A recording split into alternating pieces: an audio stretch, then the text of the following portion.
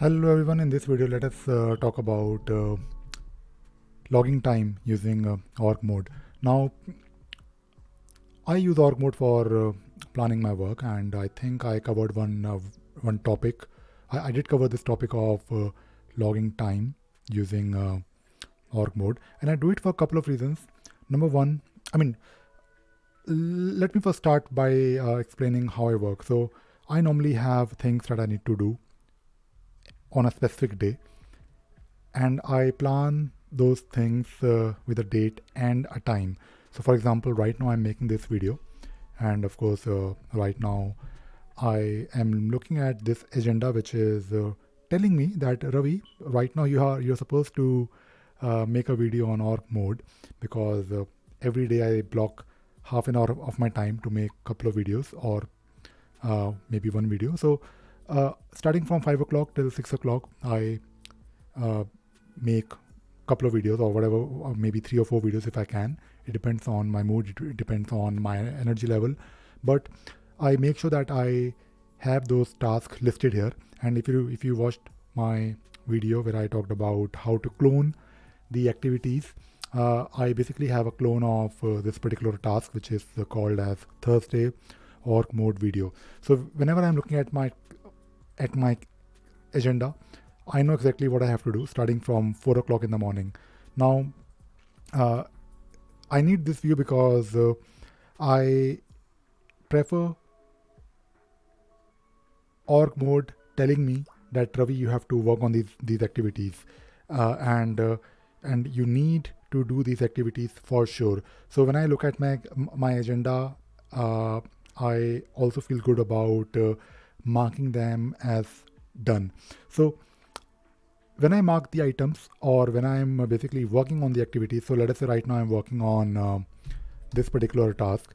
So you might have noticed that this is right now in blue background, and the reason is that right now, because I'm making a video, or before I start the task, I make sure I start the clock as well. And you can do that with the help of this command called there is a shortcut called Control C, Control X, Control I, which is the start clock. And if you press tab, you will be taken to the actual activity. And right now, if you expand the time log or logbook, you have the option to take a look at the time when this particular activity was actually started. So this was started at 24 past 5, and when I stop the clock, this will be updated with the end date, and it will also calculate the time, like how much time is spent, which I use to I did talk about it, by the way, how to generate reports on your time log. And to be honest, the reason I log time is not really for tracking the time. I mean, that is of course great, because it feels good that you have spent so many hours. That is of course fine, but the main reason I do it is because when I start the work, when I'm doing something, I want to do it. And if I start the clock here, I prefer not to be interrupted. And while this particular activity is in blue background, it means that I cannot really leave the room unless and until I finish the task. So let us say I am done with that activity, then of course I can close it.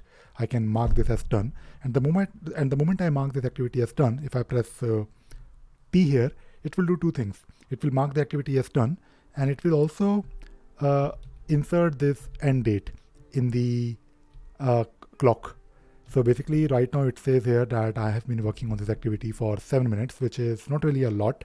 So I can probably make more videos, because I initially blocked maybe half an hour. But this is not it. Let us say if I want to log more time, so you can do that. Let us say if you are at this particular subtree, you can press Control X, Control C, Control X, and Control I. It will insert one entry for you, and you can then of course do Control C, Control X, Control O, and it will insert the end date for you. And right now, of course, there is nothing much. But the good thing is that because it is nothing but a text file, you can just change it. So sometimes I don't always Of course, I prefer using like time blocks. Like if I'm starting the work, I'll start the clock and I finish it and then I stop the clock. But that never really happens. I mean, that that never really happens all the time, because we are all human beings, and we are interrupted. Maybe I need to uh, do something, or maybe I need to attend an important phone call, or uh, maybe for some reason I need to take a break. I don't really stop the. I mean, either I stop the clock by pressing Control C, Control X, Control O, and then I of course resume it or start it again.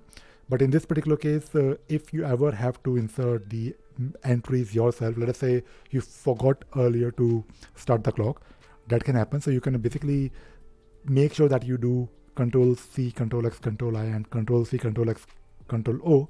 And if you remember how much time you spent on this particular activity, you can then of course change the time, and you can do Control C, Control C to evaluate this time difference. So right now it says that you worked on this activity from this time till this time for 7 minutes, and then you spent maybe 13 more minutes. So total time spent was nothing but 20 minutes.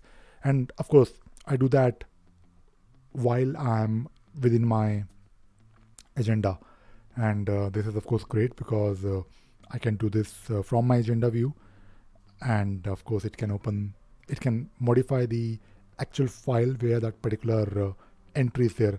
And the great thing is that everything is a text file, so you can always modify it if you need to. And that is all I wanted to talk about in this video. I hope you enjoyed watching this video and you learned something new today. Thank you very much.